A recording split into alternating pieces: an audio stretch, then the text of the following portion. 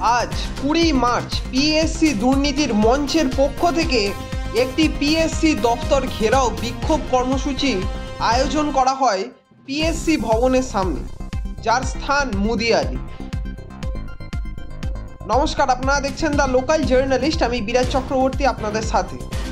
আজকের এই পিএসসি ভবন ঘেরাও কর্মসূচির মূল দাবি হলো গত 16 তারিখ এবং 17 তারিখ মার্চ মাসের খাদ্য দপ্তরের সাব ইন্সপেক্টর নিয়োগ পরীক্ষা ছিল, কিন্তু পরীক্ষার আগেই প্রশ্নের পেপার লিক হয়। তার ফলে পরীক্ষার্থীদের উপর বাজে ধরনের একটি ইম্প্যাক্ট পড়ে এবং এই চরম দুর্নীতিতে যারা আছে তাদের অবিলম্বে শাস্তি দাবিতে আজ এই পিএসসি ঘেরাও অভিযান। এবং সেই সাথে নন জয়েনিং সিট এখন অবধি কোন ধরনের নিয়োগ করা হচ্ছে না, তাদের অবিলম্বে নিয়োগ করতে হবে, তার দাবিতেই আজকের এই অভিযান। সেই সাথে আইসিডিএস প্রমোশনাল প্রার্থীদের সাথে 5 বছর ধরে বঞ্চনা করা হচ্ছে, তারই প্রতিবাদে আজকের পিএসসি ঘেরাও অভিযান।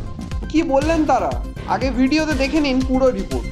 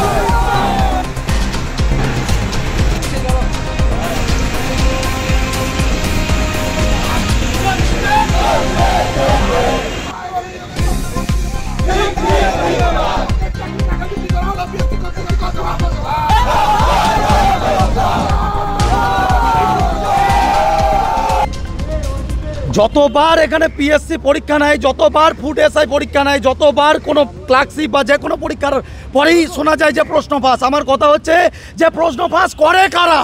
আজকে ইনারা এখানে বসে বসে দাদা দিদিরা লুডো খেলছেন আর ওখানে ছাত্রছাত্রীদের জীবন নিয়ে রাস্তায় অনটন চলছে।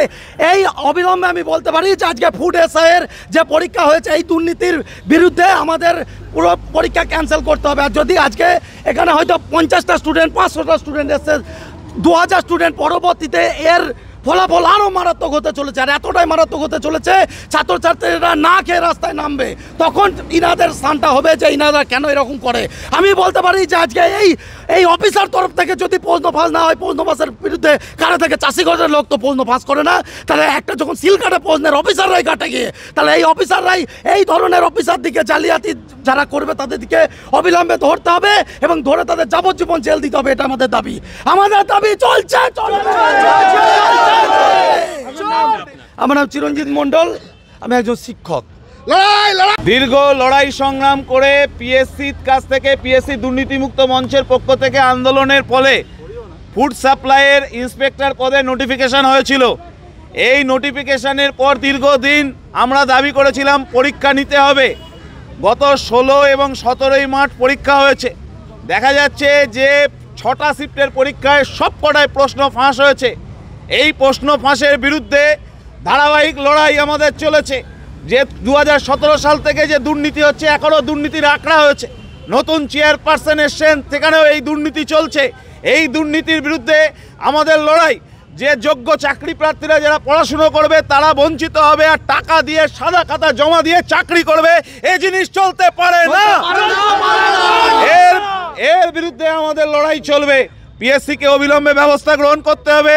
যোগ্য চাকরি প্রার্থীদের কোনোভাবে বঞ্চিত করা যাবে না এবং প্রয়োজনে রি-এক্সাম নিতে হবে, এটাই আমাদের দাবি। আর তাছাড়া অনেকগুলো ক্ষেত্রে নন জয়েনিং সেক্টর আছে, সেগুলো দ্রুত স্বচ্ছতার সাথে নিয়োগ করতে হবে। এবং আইসিডিএস প্রমোশনাল তাদের রেজাল্ট দীর্ঘদিন বেরোচ্ছে না, পরীক্ষা দেবে, রেজাল্ট বেরোবে না, দুর্নীতি হবে। এর বিরুদ্ধে আমাদের সংগ্রাম চলবে। আমরা কোনো ছাড়ার পাত্র নই। ধারাবাহিকভাবে লড়াই আমাদের চলবে।